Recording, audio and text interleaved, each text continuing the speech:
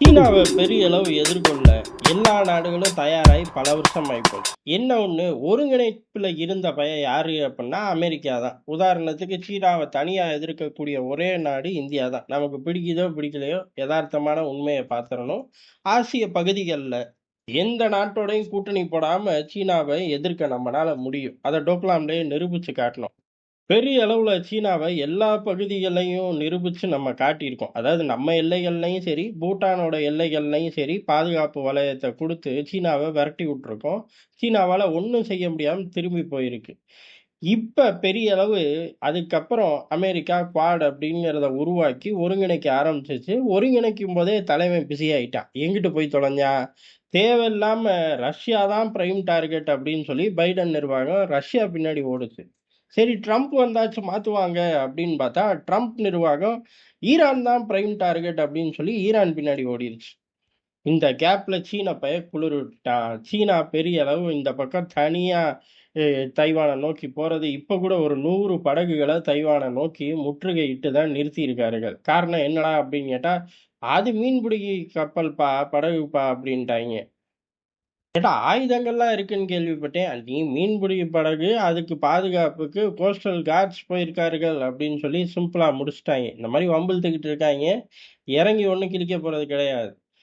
இந்த மாரி பிஸியா இருக்கக்கூடிய சீனாவுக்கு பெரிய அளவு அடுத்த கட்ட அடி. ஏன்னா இப்ப சீனா முழு நேரம் எதுக்கு போராடுது? கச்சா எண்ணெய பாதுகாக்க தான் போராடிக்கிட்டு இருக்கான். இந்த போராட்டமே அவனுக்கு ஃபுல் டைமா இருக்கு.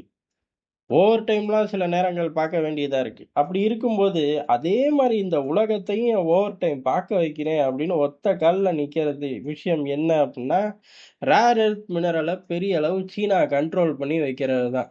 எல்லா பேரும் ஏமாந்துட்டாய்ங்க. அண்ணன் அமெரிக்காவும் இந்த விஷயத்துல ஏமாந்துட்டாய்ங்க. ஆனா ரொம்ப லேட்டா தான் சுதாரிச்சு எல்லா நாடுகளும் எந்திரிச்சார்கள். அமெரிக்கா, இந்தியா போன்ற எல்லா நாடுகளும் எந்திரிச்சு ரேர் எர்த் மினரல் தான் உலகம். அத நம்ம பாதுகாக்கணும். ஏற்கனவே சீன பையன் எல்லாத்தையும் அள்ட்டு போயிட்டானாமே! அப்படின்னு சொல்லி சுதாரிச்சு எந்திரிச்சு நின்ன தருணம், இம்புட்டு விவகாரங்கள் நடந்து போச்சு. எது?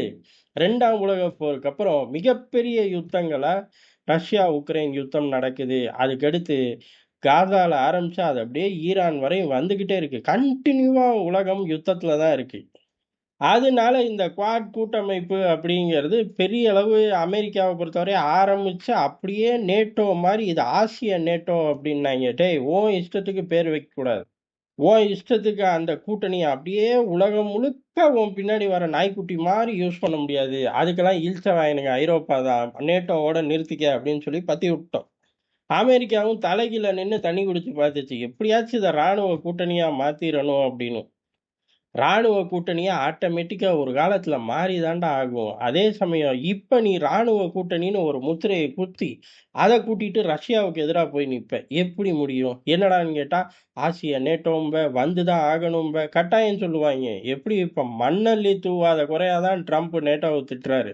ஈரான நோக்கி நான் போம்போது நீ வரவே இல்ல, நான் இத மறக்கவே மாட்டேன் அப்படின்னு. அமெரிக்கா என்னைக்கு எத மறந்திருக்கு?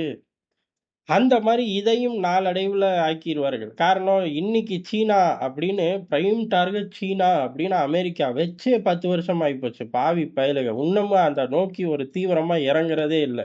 காரணம் ரஷ்யா, ஈரான் அப்படின்னு தனித்தனியா கம்பு எடுத்து சுத்த வேண்டியது வர அதிபர்கள் பூரா. அதனால இத ஒரு ராணுவ கூட்டணியா நம்ம விரும்பல. அதே மாரி இது ஆட்டோமேட்டிக்கா ராணுவ கூட்டணியா மாறி போயிரும். பெரிய அளவுல எடுத்துட்டு போணும் அப்படிங்கிறத நோக்கி இந்தியா இறங்கி அடிச்சுச்சு. இப்ப காலமும் சூழ்நிலையும் வேகமா மாறிக்கிட்டே இருக்கு. ராணுவ கூட்டணின்னு இருந்தாலும் புண்ணியம் கிடையாது.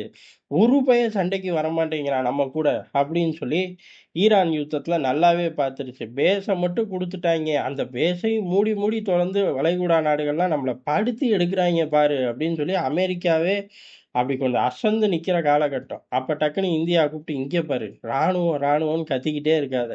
முதல்ல இந்த ரேர் எர்த் மினரலு அதே மாரி இந்த சீன பையன் கடன் குடுத்து அங்கங்க போர்ட்டுகள டெவலப் பண்ணிக்கிட்டு இருக்கான். இத 2 மட்டும் நம்ம ஃபோக்கஸ் பண்ணாலே போதும். சீனாவுக்கு நடுங்கிரும்.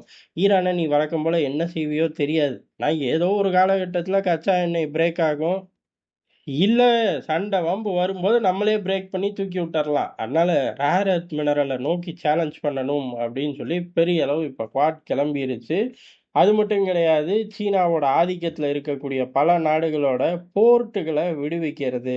சீனாவோட கண் பார்வை இருக்கிற இடத்துல நம்ம ஸ்ட்ரெய்ட்டாவே போய் பிரசன்ஸ் அங்கேயே உட்கார்ந்துர்றது. உட்கார்ந்து போர்ட்ட டெவலப் பண்றது. சீனாவ தூக்கி எறியிறது. இது மூலியமா பெரிய அளவு சப்ளை செயின டெவலப் பண்ணலாம். எப்படி சீனா நம்மள மிரட்டுறதுக்காக சுத்தி போய் உட்காந்துக்குவான். எங்கடா அப்படின்னு கேட்டா, ஸ்ரீலங்கா, நேபாள், பர்மா அப்படிம்பான். சரி உட்காந்துட்டியா? எந்திரிச்சு போ அப்படின்னு சொல்லி சிம்பிளா நம்ம கிளப்பி விட்டுர்றோம். ஆனா, இப்ப குவாட் மாரி ஒரு கூட்டணி, இதே மாரி வலுவா சீனாவ சுத்தி போய் உட்காரும்போது, சீனாவால கெளப்ப முடியுமான்னு கேட்டா, சத்தியமா முடியாது. அந்த வேலைய வெரட்டி பாக்க ஆரம்பிச்சிருக்கோம். இப்ப குவாட் மூலியமா. இந்த கூட்டம், இப்ப இந்தியால நடந்த குவாட் மீட்டிங் அப்படிங்கிறது, இதுவரையும் குவாட் அப்படிங்கிற பேர பாத்தா, சீனாவுக்கு எவ்வளோ தூரம் ஒரு பயம் வருமோ, அத இன்டு 100 மடங்கு இந்த கூட்டத்துக்கு அப்புறம் சீனா அனுபவிச்சுக்கிட்டு இருக்கு. அதனால தான் சொல்றாய்ங்க, நல்லவனுங்க மாரி. அதாவது கூட்டணின்னு ஒண்ண உருவாக்கலாம். உருவாக்கிப்புட்டு ஒரு 3வது நாட்ட குறி வச்சு எந்த ஒரு கூட்டணியும் நகரக்கூடாது. உங்களுக்குள்ள என்னவோ பேசிக்கங்க. எங்களுக்குள்ள சாபுத்திரி போட்டு தான் விளையாடணும். சேர்ந்ததே உன்னைய அடிக்க தான். அப்புறம் என்ன நல்ல பையன் மாரி விலகி போற? அப்படிங்கிற மாரி தான் இருக்கும். ஆனா, இத வெளிப்படையா ஒரு நாடு சொல்ல முடியுமா? அதனால அவன் விடுறான் ஸ்டேட்மெண்ட்டு அப்படின்னு விட்டுட்டு நம்மளும் விட்டுட்டோம்.